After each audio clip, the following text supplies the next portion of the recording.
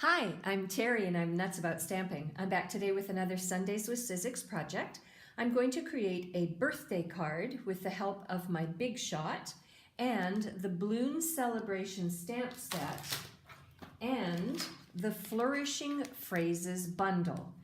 Right now, this is available as a bundle. It's a 2 stamp set pack with the thinlits. But when the new catalog comes out, these products will be carrying forward, so they will appear in the next catalog, the 2017-18 annual catalog. But they won't be available as a bundle, so you won't get a discount. You might want to consider getting them now.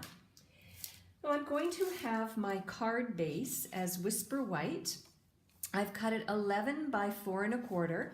I scored it at the 5.5 mark, and my card is going to be a portrait layout.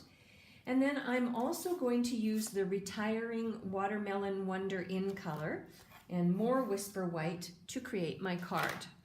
So the first thing I'm going to do is I'm going to take a layer of Whisper White. Oh wait, I'm not going to do that. The first thing I am going to do is I'm going to stamp the phrase from the Balloon Celebration stamp set, because then I'm going to use my Big Shot to cut out a flourish, but I want my phrase, there we go, to be at the bottom of this layer. Now I'm going to use my Big Shot. My sandwich is the magnetic platform, bottom standard cutting pad. I've got my cardstock that I've stamped, and I'm going to take the largest flourish from the pack, and then I'm going to put the top standard cutting pad on, and I'm going to roll it through my Big Shot. I'm going to roll it forward and I'm going to roll it back because this particular flourish is quite intricate. And then what I'm going to do is I'm going to poke it out of my layer, and I'm going to use this layer on the front of my card. So what I'm going to do is take the excess cardstock out of here, and then I'm going to get it set up because I'm going to then run the same die through a piece of Watermelon Wonder. So I'll be back in a moment. There we go. I have finished taking the Whisper White flourish out of the framelit. This is perfectly good. I'm going to use it on another project idea, but in the meantime, I'm going to bring back in my Big Shot. I'm going to use the same sandwich, and this time I'm going to put a piece of parchment paper in between the cardstock and the framelit. Sometimes that helps the framelit bit come out a little bit easier. If you don't have parchment paper, try wax paper, works the same way. I can't pick up wax paper here where I'm currently living, so you use what you can use. All right, so there is this second flourish that I've die cut. I'm going to poke it out and I'm going to use this Watermelon Wonder flourish for my card. The flourish is now out of the die, and it really helps if you use your paper piercing tool to poke out the little bits that sometimes tend to get a little stuck in there. And there is the wax paper piece. I can use that on another project as well.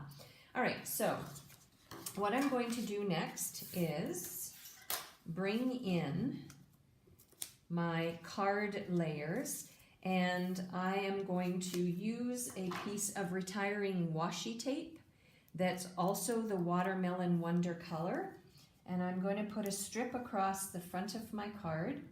I'll just use my grid paper to help me figure out a straight line, and then I'm just going to tear it and then bring in my paper snips and cut off the excess on either side. Okay, like so. Great project idea for using washi tape. You can also put a strip of washi tape on the inside. I'll probably do that after the video's over. And then the next thing I want to do is take this layer here and my snail adhesive, and I want to attach this Whisper White bit to a layer of Watermelon Wonder.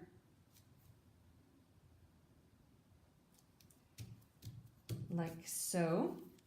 Now, if you're concerned about these little pieces that have popped up, you can use some of your two-way glue pen to help hold them down.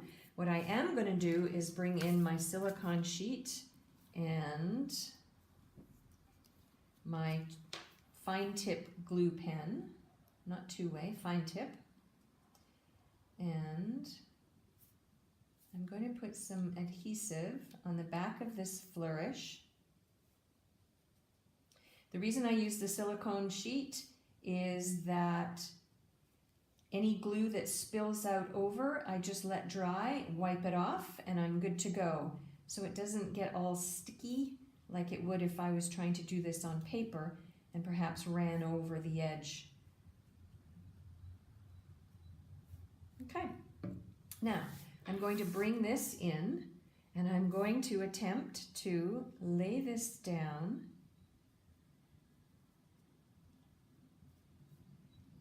inside, back inside the original.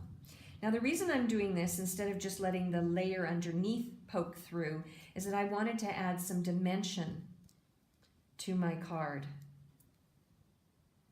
So just have to hold it down a little bit to dry.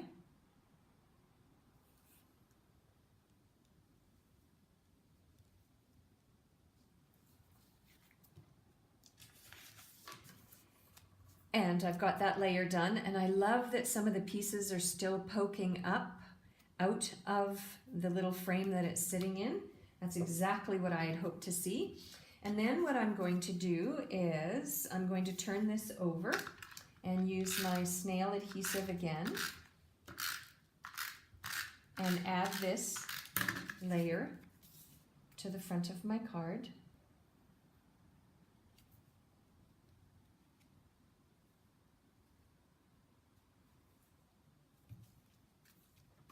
Like so, to complete my birthday card idea.